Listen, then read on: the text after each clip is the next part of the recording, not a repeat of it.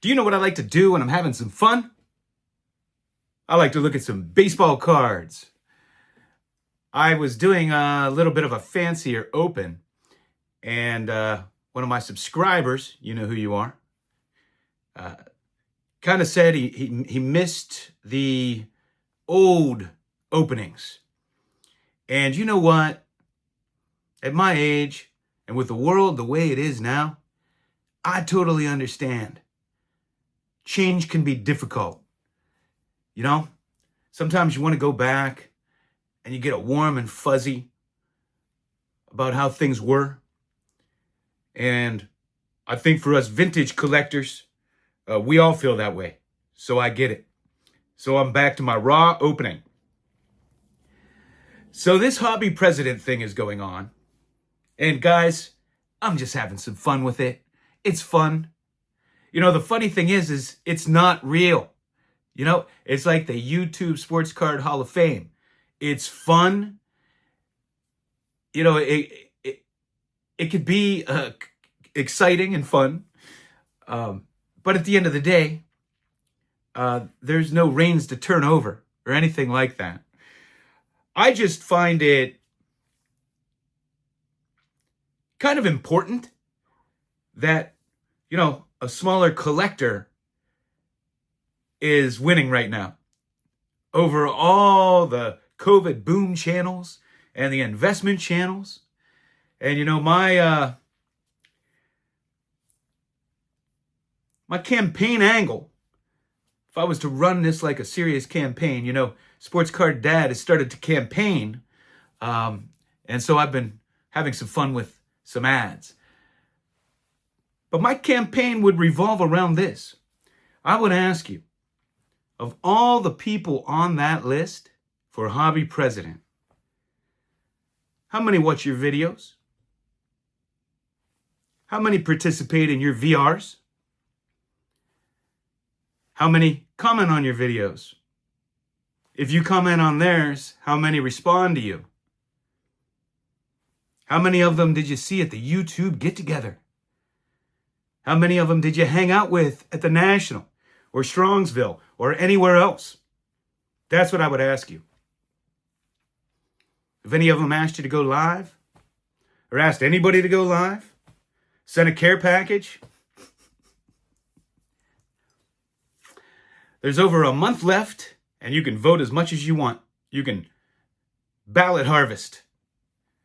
But this is fun. So I have some fantastic cards to show you. Before I do, I need to make a small correction to my last video. I was talking about Cooper Kupp winning the receiving Triple Crown, and I said that it hadn't been done since Sterling Sharpe did it in 92. Jerry Rice did it in 90. Sterling Sharpe did it in 92. And I said it hadn't been done. And a subscriber pointed out that it was done in 2005, and I had forgotten about the phenomenal year Steve Smith had. Man, he was unstoppable that year. There was about 2 years where, nobody could cover the guy. Just phenomenal. So I wanted to clear that up. On to my new items. Man, I'm excited to get these. So we have here a 1966 Venezuelan Topps, and it has 3 of my favorite all-time pitchers on it. Sandy Koufax, Bob Veal, and Bob Gibson. And this is a beautiful example of the card. Totally clean back. As you know, the backs are usually messed up on these. Beautiful example. Now, the only way this could be better, you know, these are the 3 hardest throwers of the 60s, really. And the only way it could be better is to maybe have 2 other hard throwers on there, like Ryan Duran and maybe Sudden Sam McDowell. They all threw the heat. Beautiful card. And Lou Rock turned me on to this. And having been collecting vintage cards my whole life, I can't believe I never knew about this card. So I had to get one. And I got a little extra special one because it's autographed. And it's a 1951 Paul Richards. What a unique card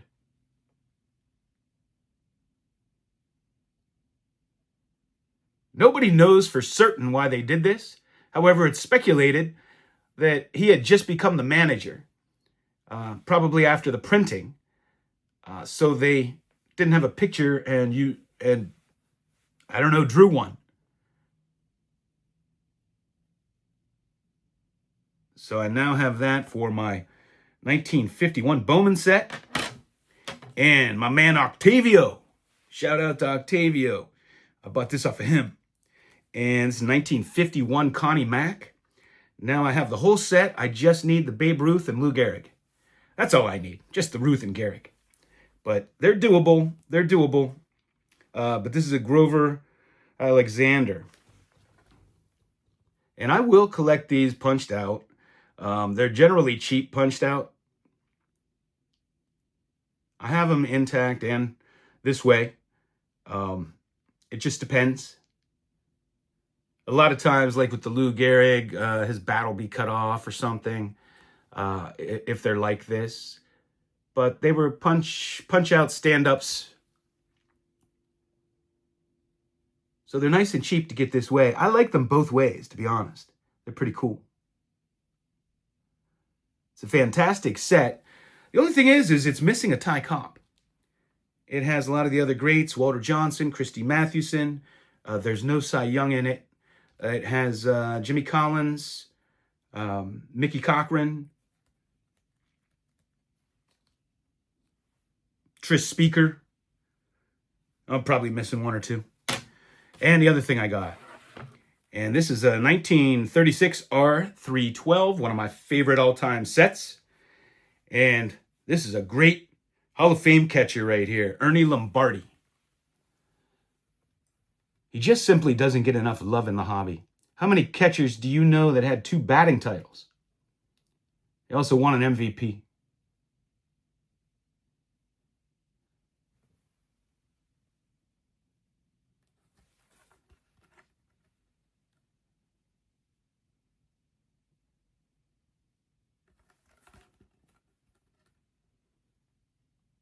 Not really sure why I got that grade. I don't know if there's something I'm missing. Looks more like a 1.5 to 2. I don't see any holes or anything. I don't like to critique my cards, but since this is a 1, and one of the reasons I absolutely hate PSA is because look at that thing. The slab should not overshadow the card, so I'm probably going to crack it out of here. This monstrosity. Does that look good to you? Who would slab something like that? Come on, man. When I'm president, I'm going to bring everybody together. You know, I think it's important that you bring all walks of life together, all factions, and you work with the other side, if there is one. And I'm going to put people in charge who are best suited for that position. And I'm going to have to deem somebody to be ambassador of grading and deal with PSA.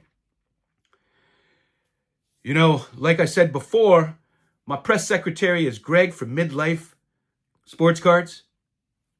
Who better to answer questions than Greg, right? I'm going to have, I'm going to put Brandon's baseball cards in charge of unopened material. You know, all these people in my cabinet are going to report back, and then I'm going to get with Adam, Splendid Sports Cards. He is my chief minister of propaganda, and we're going to get the word out. We're going to let people know when they're getting scammed. Picker Jim S., I'm going to put him in charge of monitoring eBay and bringing to the community when there are unscrupulous listings. We're going to have George Diamond Yard Sports Cards as my attorney general. We're going to investigate some PPP loans, make sure there was nothing goofy going on there. We're going to investigate Fanatics for monopoly. We're going to clean this hobby up. Hey, thanks for hanging out with me.